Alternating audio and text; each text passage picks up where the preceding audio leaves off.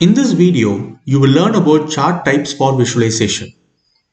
Histogram, bar chart, pie chart, and box plots are plotted using Python. Histogram is an accurate representation of the distribution of numeric data over a continuous interval. Histograms give an estimate as to where the values are concentrated, what the extremes are, and whether there are any gaps or unusual values throughout the dataset. Histogram is created by dividing the entire range of values into a series of intervals and then counting the values that fall into each interval. The intervals are also called bins. The bins are consecutive and non-overlapping intervals of a variable and are often of equal size. As the adjacent bins leave no gaps, the rectangles of histogram touch each other to indicate that the original value is continuous. Let us plot the histogram in Python using matplotlib library. Consider the sepal length feature. So the function hist plots the histogram for the sepal length. In histogram, the product of height of the bar multiplied by the width of the bin indicates the frequency of occurrences of values within that bin. Let us try to plot the histogram by changing the bins. Here, the interval is divided into 8 bins. Now compare this histogram with the previous plot.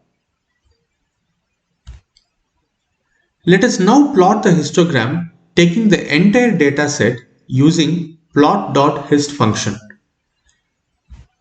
When comparing histograms of several distributions, it is useful to add some transparency in the chart.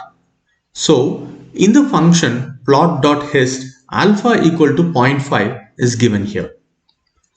You can observe that the bins are overlapped, therefore the histograms can be stacked. To plot a stacked histogram, just include stacked equal to true in the function. Combining all together, a stacked histogram with 8 bins and transparency of 0.5 is plotted here. The next type of chart is bar chart. The bar chart uses either a horizontal or vertical bars to show discrete numerical comparisons across categories. Each bar has a height corresponding to the value it represents.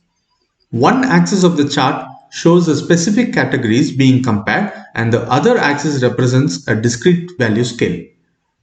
To plot a bar chart, you can use a bar function in matplotlib.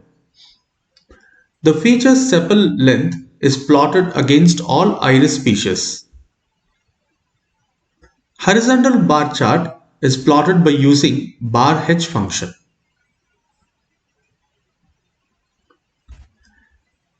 Next plot is a pie chart. Pie chart is a circular statistical graph divided into slices to show numerical proportions and percentages between categories by dividing the circle into proportional segments. Each arc length represents a proportion of each category, while the full circle represents the total sum of all the data equal to 100%. It is ideal for giving the reader a quick understanding of the proportional distribution of the data. Let us try to count the iris sample values in each class and plot it as pie chart. The function value underscore counts returns an object containing counts of unique values. The index of count values are in species and the count values are in count. To plot the pie chart in Python, use a pie function of matplotlib. To give a 3D effect to the plot, use a shadow equal to true parameter. The explode argument is used to show a category separately from the rest of the plot, and for displaying the percentage of each category, use AutoPCT parameter. To make the circle proportionate, use axis equal function.